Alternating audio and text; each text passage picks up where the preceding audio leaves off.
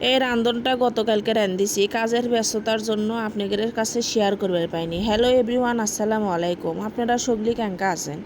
আল্লাহর রহমতে আমিও ভালো আছি। তাই আমি বগুড়ার মেয়ে দেখে বগুড়ার ভাষায় কথা করছি।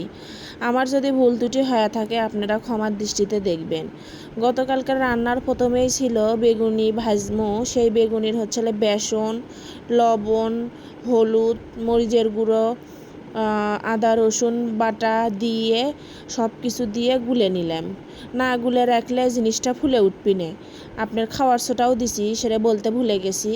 দেওয়ার পরে আধা ঘন্টা রাখার পরে সেই বেগুনি ভেজে বেগুনির কালারটা কেঙ্কা যাচ্ছে আপনারা সগলি দেখেন তো। কালারটা তো ভালোই আছে, খাতেও ভালোই লাগছে, মুসমুসেই হসলো।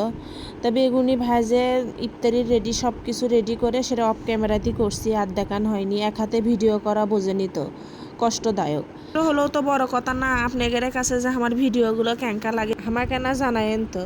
তা আপনাদের সাথে কথা কোতে কোতে আমার বেগুনি ভাজা হয়ে গেল। তা বেগুনি ভেজে রুমেতে রেখে এসে চাল কষলালেম। চাল কষলে সেটা আবার রাইস কুকারে বসে দিলেন। তা আমি আবার চুলার ভাত খাবার পাই না, তো চুলাত পাতিলাত বসালে সেই ভাত খাবার পাই না পাই, আবার রাইস কুকারত ভাত বসে দিলাম। ভাত বসে দিয়ে এসে আবার মিষ্টি লাউ মাছ দিয়ে চরচটি করবো। সেই মিষ্টি লাউ কেটে ধুয়ে তাকে আবার ধুয়ে নিলাম। ধুয়ে নিয়ে মাখমু। তা দেখেন তো মিষ্টি লাউয়ের কালারটা কেঙ্কা, মনে হচ্ছে পাকা পেঁপে। দেখেই মনে হচ্ছে তরকিটা যে কত স্বাদ হবি। তা মাছ ধুয়ে নিলাম, মাছ ধুয়ে সুন্দর করে তরকিটা মেখে নিলাম। মাকে সে তরকারি আবার চুলাত বসে দিলাম। আমি আবার চুলার তরকারি খাই তো গ্যাসত কম রান্না করি। তা আপনাদের কাছে মনে হবি যে আমি হচ্ছে মনে হয় চুলতি রান্ধি। গ্যাসও রান্ধি, কিন্তু গ্যাসের সবসময় রান্ধি না, তো চুলতো রান্ধি। তো চুলোর রান্ধনি সবচাইতে বেশি ভাল লাগে।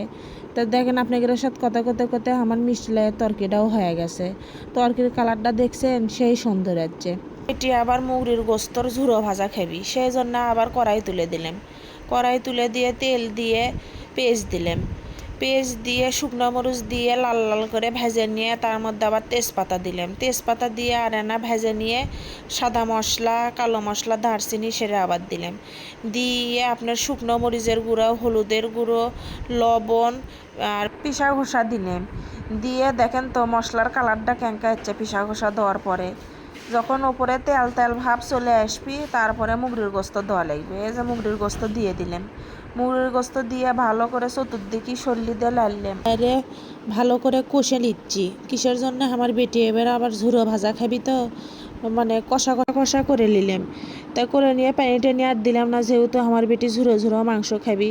তা কোতে কোতেই দেখেন ঝুড়ো মাংস হয়ে গেছে। দেখেন তো ঝুড়ো মাংসের কালারটা কেঙ্কা। আল্লাহ হাফেজ।